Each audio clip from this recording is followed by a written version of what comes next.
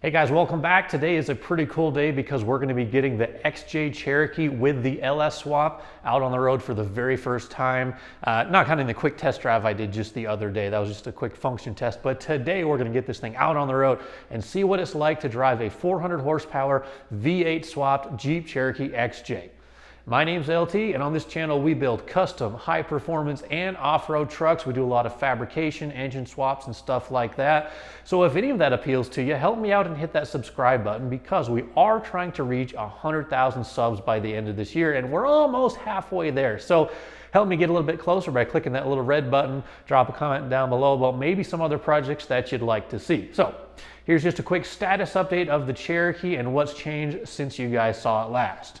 If you're brand new to the channel, this is the vehicle that we're working with, a 98 XJ Cherokee two-door sport. The owner of this vehicle brought it to me with all the suspension and chassis stuff done. It's sitting on Dana 60s from Dynatrac front and rear, 456s, electric lockers, 37s with a beadlock wheel. A couple of you guys have actually asked, and these look like they're a KMC wheel. I'm not sure of the model, but that's kind of what they look like.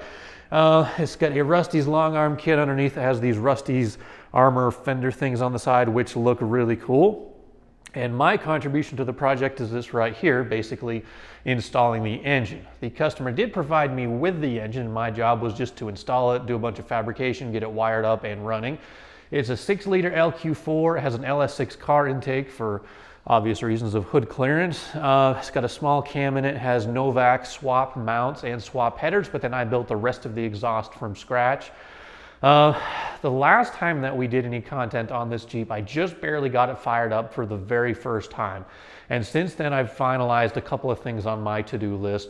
All the wiring in the engine bay is now 100% complete. We'll get that out of the way. There's a few spots I had to interface into the stock Jeep harness on this branch right here. That's where I grabbed the ignition signals, 2 separate ignition signals and a start signal, only the ignition signals there for the Holley Terminator X Max computer that's controlling this whole show. The start signal actually comes from this branch of the harness right here. This is the stock Jeep wiring. It is controlled by the starter relay up in here, and then that goes down to the solenoid on the GM starter. Since you guys saw it last, I have completely finished up all the wiring. Everything is wrapped up in that nice wire protector. There's no bare wires that you can see, so I don't want to say it looks OE, but almost looks OE for a swap. The 2 fan relays are sitting up here. There's number 1 and 2. 1 controls a single cooling fan. Number 2 controls the 2 additional, I don't know if you can even see them, smaller cooling fans right there. So that's pretty much the electrical wrapped up. I'll get a couple of shots underneath the Jeep to kind of stick them in right here. The shift bracket, I showed you guys that in another video, but it's fully installed now. And with just a quick adjustment on the little linkage arm, the stock XJ Cherokee shifter will shift the 4L60 through all the positions. The gates don't line up exactly because there's one less notch or like indicator on the Jeep shifter than there is in the 4L60 transmission, but you can at least reach all the way from park all the way down to first gear using the stock Jeep shifter. So that's really cool. No weird aftermarket shifter hanging out. I did also have to do a quick modification on the exhaust after my first test drive. I had a V-band that was sitting on top of the transmission cross member, and basically it was just a little bit too close. I thought I allowed enough room for any twisting and vibration of the engine, but that thing made a pretty awful racket because it was just like barely hitting it, but it's like ding, ding, ding, ding, ding. So I basically had to take the whole exhaust out from underneath the Jeep. I cut my 1 weld seam right after the Y pipe and I extended it. It was only 2 1/4 inches, but I extended the front, shortened the back, re-welded the V-band in, and now I've got plenty of clearance between the exhaust, so no more rattles. And then I did notice a couple of oil leaks on this thing. One of them was on the little, I'm not even sure what they call it, but on the LS's there's that little block off plate.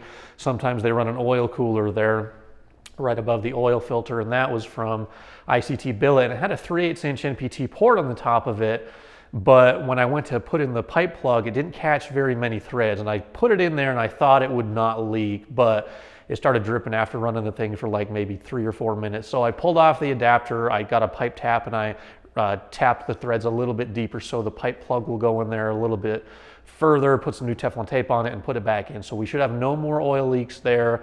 And then finally on the adapter housing that goes between the transmission and the Jeep 231 transfer case, there was a small leak there, so I pulled that apart and I resealed it. Other than that, those are the two leaks that I noticed. Electrical is done, exhaust is 100% finished. The only thing that we have to do before I really drive this thing is build an air intake and put a filter on it. That's the very last bit of fab work we have to do. So today, that's where we're gonna get started.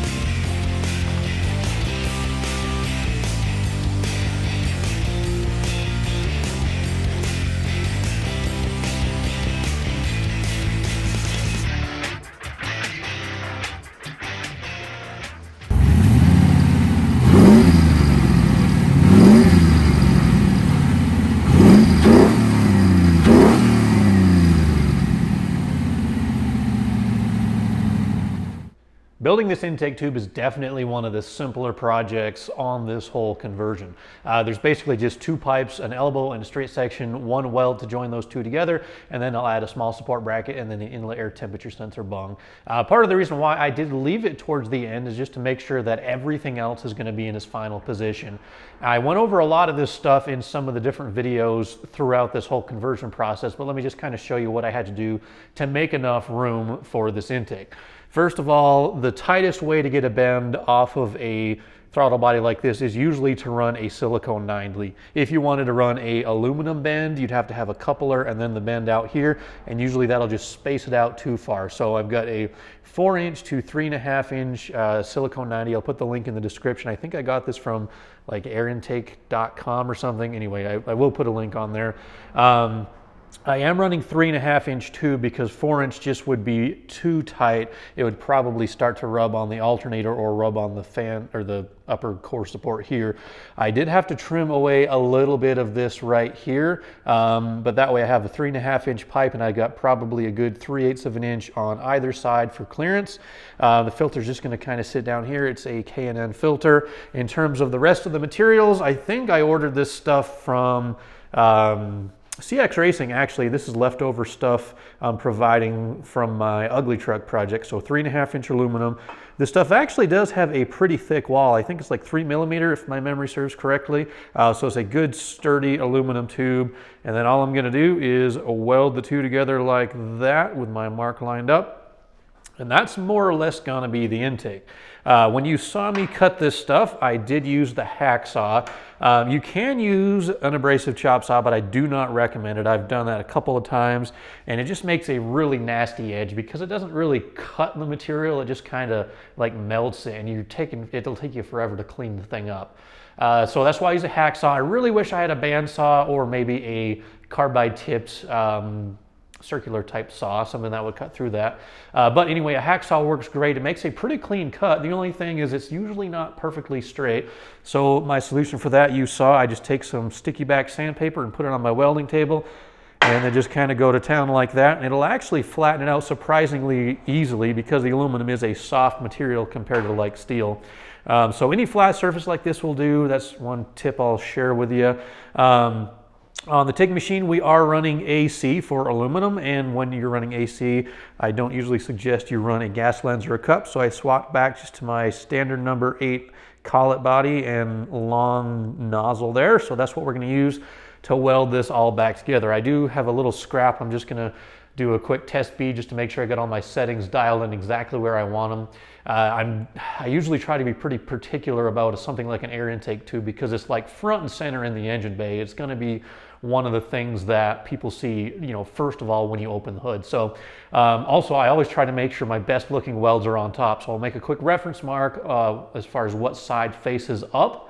And that way I'll start on the bottom just to kind of make sure I'm perfectly dialed in. And then I'll do one big straight shot along the top of the tube, and hopefully those welds, they look as good as they can be.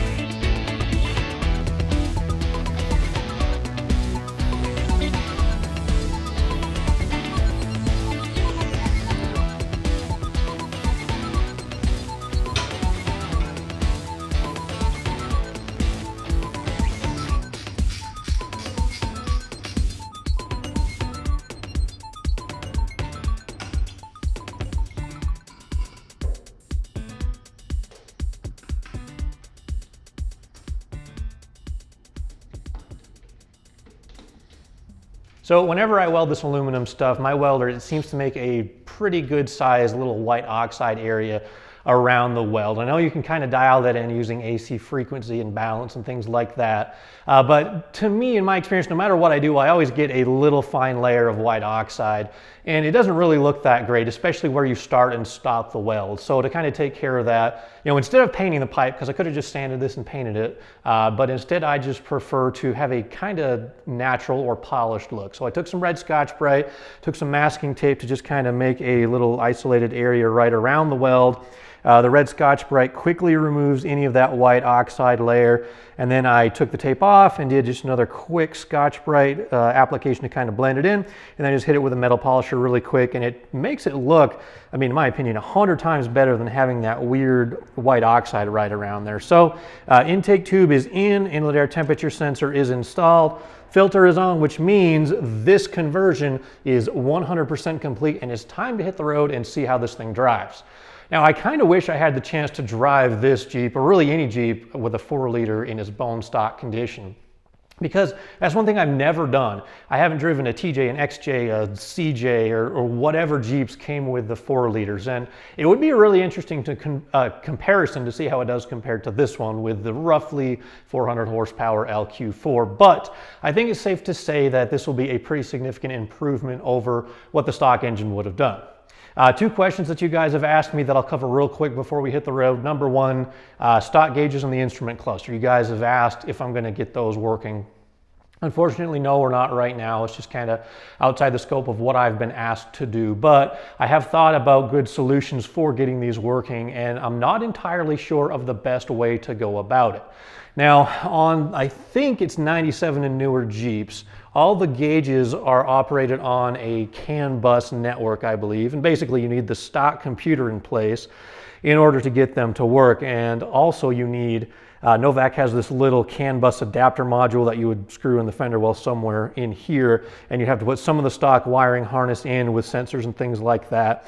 And that little communication module essentially translates the information that would be coming from a GM computer, and it spits it into the Jeep computer and then ultimately up to the instrument cluster. Now, the one thing I'm not sure of on this Holley Terminator is if it would be able to do the same thing. I know the Holley does have a CAN network that it uses to communicate with, but I'm totally not familiar with these enough to know if you could wire this up to the Novak module and then into the Jeep computer to get this to all work properly with the stock instruments. Now, the owner did provide me with a small Windows-based laptop, and basically what we're going to do for now is just plug that thing in onto the USB that Holley sells, and then we'll use that to look at all the gauges. It has everything that we'll need. It'll have mile per hour because this is the Terminator X Max that has the transmission control. It'll have the RPM, water temperature, oil pressure, just about any information that you'd want to know will be displayed on that tablet screen. And like I said, that's what we're going to be doing for now. I think in the future the owner is going to try to get the CAN module and get all that stuff working, which I'm not sure how it would work or not. From what I've read on the Novak site, I know it will work with a GM computer, but like I said, once again, we're not using a GM computer. Second question on the alternator. We kind of talked about that earlier, how this is like an LS3 Camaro, I think DR44G. It is a pulse width modulated alternator, and we don't have any of that pulse width modulation circuitry, but this will, and it does, I double checked, it does default to like 13.5 volts. So it will at least charge the battery, and it kind of sort of acts as a one-wire alternator. It's just charging about 1 volt less than ideal, but still more than the 12-volt battery, so it will charge it nonetheless. All right, that's a lot of talking. This build is finished, so let's go for a drive.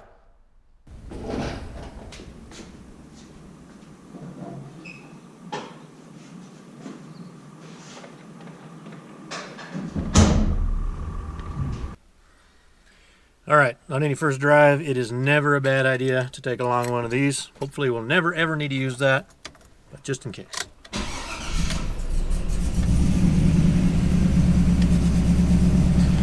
Let's go.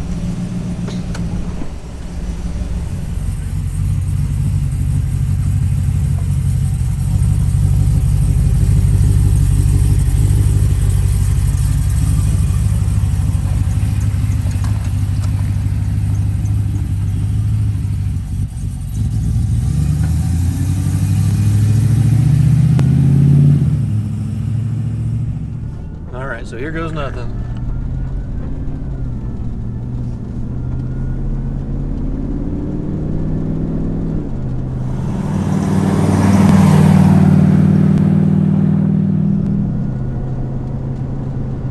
So I can definitely tell it's going to take just a little bit of driving for the EFI to kind of learn its way through the fuel table, but that's pretty much normal. You got a brand new setup, and the base VE tables that they put on there, you kind of specify, you know, whether you have a 5.3, a 6.0 or whatever.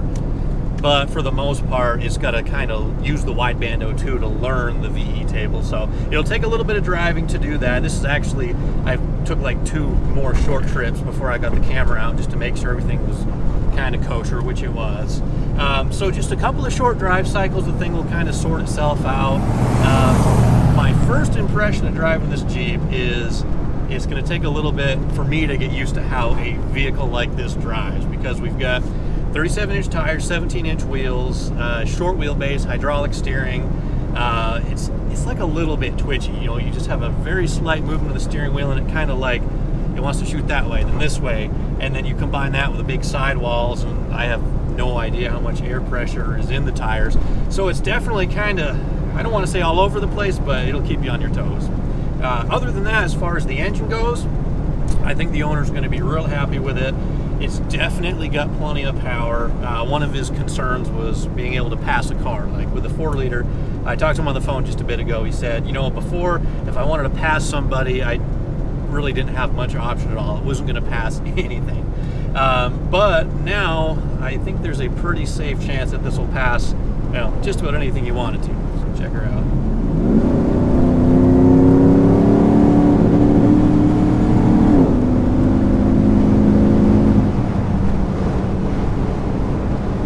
Definitely has to get up and go.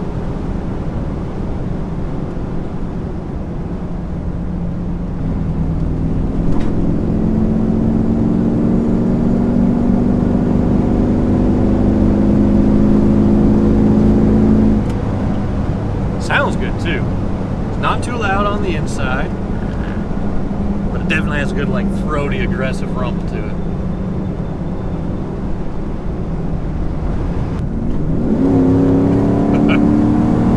That's awesome.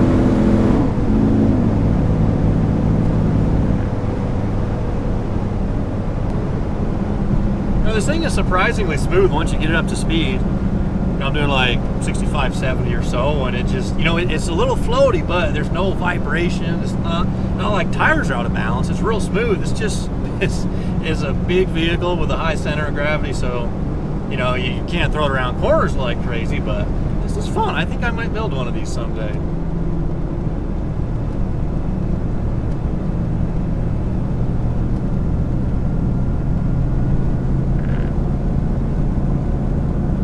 So the one thing I'm kind of noticing here is I've got the wideband pulled up on the display here. And when I first started driving this thing, the needle was all over the place. It was bouncing up and down like crazy. And now after just driving the thing for 15, 20 minutes, it's starting to settle in, and which means basically it's getting closer and closer to its target as it's learning. So that's the beauty of a system like this Holley Terminator. You know, you run a GM computer, you're going to have a pretty much professional tuner or know how to tune yourself to get it dialed in. But I mean, these self-learning wideband systems, I mean, it's foolproof. It's tuning itself. All right, we'll step on it here. See how it takes off. Come to a complete stop. Oh, bucks a little bit.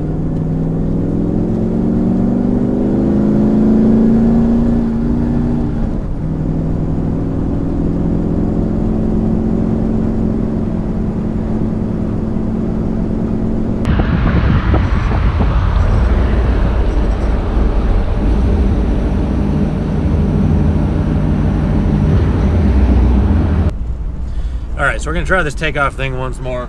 I think it might have been almost out of gas and it was kind of spitting and sputtering a little bit, so we'll see. I'll wait for a clear spot in traffic. We'll kind of get onto it.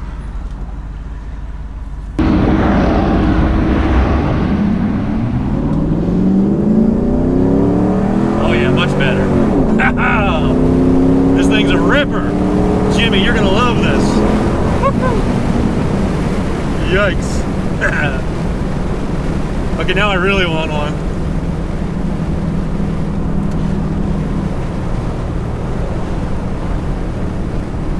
hope you guys could hear that exhaust because this thing sounds awesome. I got the windows down, so it might distort the mic a little bit. Yep, definitely worth every penny. Definitely.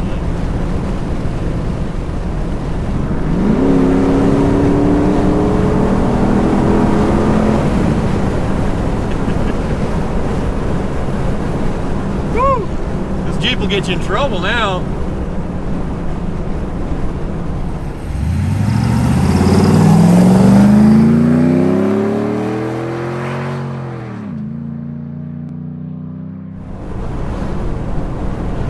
Tell you what, guys, that right there, when you get a project vehicle out on the road, you drive it for the first time, you nail the throttle, everything does what it's supposed to do. That's why us gearheads build cars like this, or trucks, or rigs, or whatever. It's just that feeling of, this is going to sound stupid, but it's just pure enjoyment. It's pure joy driving something like this. All that work, it suddenly becomes worth it. That's the only thing I can say about a project like this. Don't forget to like and subscribe. Got another upload coming in a couple days. I think we're going roll racing. And hey, if you got a project you need help on, maybe you need an engine swapped into something else, let me know. Tolandperformance@gmail.com. We'll get your build squared away. Catch you next time, guys.